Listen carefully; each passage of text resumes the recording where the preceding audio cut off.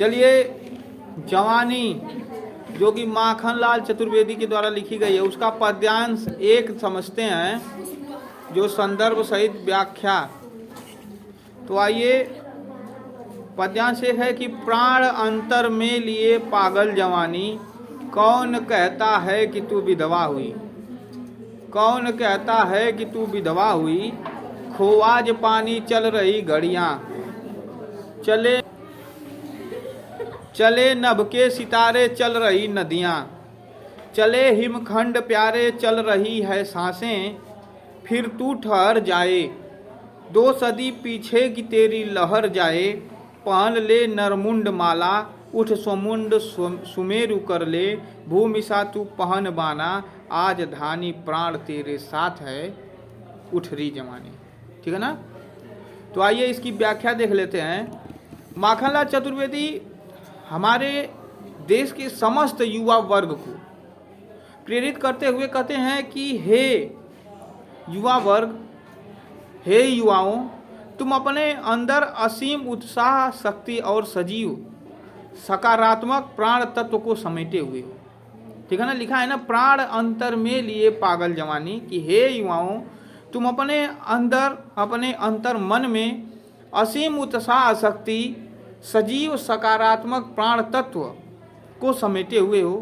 तुम शक्ति के स्रोत हो। ठीक है ना। तुम शक्ति के स्रोत हो। तुम अपनी शक्ति को पहचानो। ठीक है। कि कौन कहता है कि तू विधवा हुई, खो आज पानी। फिर कभी कह रहे हैं कि तुम जितने युवा वर्ग हो, तुम मुझसे एक बात बताओ कि किसने तुमसे कहा कि तुम निस्तेज हो गए हो। किसने तुमसे कहा कि तुमने अपना तेज खो दिया है, तुम निस्तेज हो गए हो। किसने ये बात कही कि तुमने अपने तेज रूपी इस पानी को खो दिया है।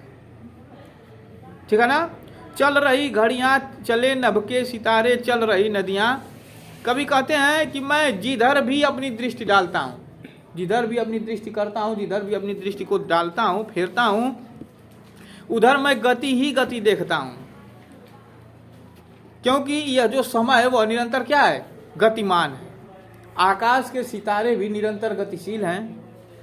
नदियाँ पर्वतों से निकलने के बाद कभी नहीं रुकती, अर्थात हमेशा चलाए मान रखती हैं। लिख रहा है ना कि चल रही घड़ियाँ, चले नभ के सितारे, चल रही नदियाँ, चले हिमखंड प्यारे। कि समय तो चल ही रहा है, वह तो रुकने वाला है नहीं। चल रही घड़ियाँ, समय चल रहा है। चले नभ के सितारे, आसमान में जो सितारे हैं वह अभी चल ही रहे हैं। चल रही नदियाँ, पर्वतों से जो नदियाँ निकल रही हैं वह अभी निरंतर बह ही रही हैं, वो अभी रुकने वाली नहीं है। तो जब ये सब रुकने वाली नहीं है, तो तुम सब क्यों रुक रहे हो। चले हिमखंड प्यारे, और जो बर्फ के टुकड़े हैं वो अभी क्या हो रहे हैं, वो अभी वहाँ से फिसल करके चलना शुरू कर दिए। वो भी धीरे धीरे धीरे धीरे क्या हो रहे हैं, फिसल रहे हैं। चल रही है सांस, सांसें भी चल रही हैं, वो अभी रुकने वाली नहीं है। यदि रुक गई तो आप क्या हो जाएंगे, मर जाएंगे। जब ये सब चल रहे हैं, सब निरंतर चल रहे हैं, संपूर्ण वातावरण गतिशील है, संपूर्ण वातावरण सर्वत्र रूप से अपने गतिमान को, अपने स्वरूप को गतिमान स्वरूप प्रदान करते हुए चल रहा है, निरंतर चल ही रहा है, एकदम चल रहा है। और यह आज की स्थिति नहीं है, यह 2 शताब्दी पहले भी उतना ही चलते थे जितना ये आज चल रहे हैं। जब इन्होंने रुकना नहीं स्वीकार किया, तो हे युवाओं, तुम क्यों रुकना स्वीकार कर रहे हो। फिर तू ठहर जाए 2 सदी पीछे की तेरी लहर जाए। उस 2 सदी पीछे जाकर के तुम देखो कि क्या हुए लोग कभी ठहरे हुए थे, कोई कभी भी नहीं ठहरा था। पहन ले नरमुंड माला उठ स्वमुंड सुमेरु कर ले, भूमि सा तू पहन बाना आज धानी प्राण तेरे साथ है उठरी जवानी। कभी कहते हैं कि हे नवयुवकों, हे युवाओं, जो ये जवानी है तुम्हारी, तुम उठो और दुर्गा की भांति मनुष्यों के मुंडों की माला को पहन लो। ठीक है ना। तुम उठो और दुर्गा की भांति मनुष्यों के मुंडों की माला पहन लो। नर मुंडों की इस माला में अपने सिर को सुमेरु बना, अर्थात बलिदान के क्षेत्र में सबसे ऊपर करो। ठीक है ना। यह जो नरमुंड की माला है उसको अपने गले में पहनो, और पहन करके यह जो तुम्हारा सिर है उसको तुम इतना ऊंचा कर दो कि वह सुमेरु पर्वत से भी ऊंचा हो जाए। आगे कर रहे हैं कि भूमि सातु पहन बाना आज धानी, प्राण तेरे साथ है उठरी जवानी। वह कहते हैं कि यदि तुम्हारे अंदर समर्पण की स्थिति आ जाए तो तुम देश के लिए खुद को समर्पित कर दो। तुम्हारे अंदर यह समर्पण की भावना आ जाए तो तुम खुद को देश के प्रति समर्पित कर दो, पीछे मत हटो।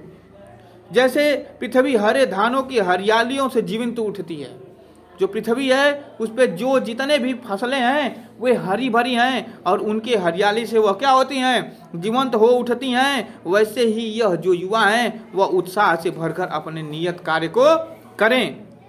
जीवन का उद्गम उनका प्राण साथ में है, अतः उस प्राण शक्ति के साथ आलस्य का त्याग करके अपने कर्तव्यों का पालन निष्ठापूर्वक करें, क्योंकि उनका प्राण उनके साथ है।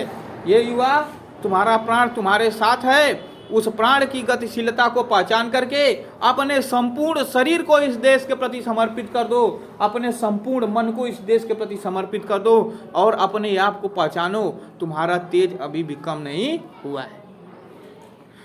यह जो है वीर रस है। इसमें कौन सा रस है? वीर रस है। अलंकार की बात कर ली जाए तो देखिए, कौन कहता तेरी लहर स्वमुंड सुमेरु और पहन बाना में क र म और न वर्ण की पुनरावृत्ति होने से यहाँ पर अनुप्रास अलंकार है। और आगे देख लीजिए, विधवा हुई खोवाज पानी में, पानी जो है उसको तेज के रूप में मान करके उसको पति की संज्ञा दी गई है। ठीक है ना, लिखा है ना कि कौन कहता है कि तू विधवा हुई खोवाज पानी।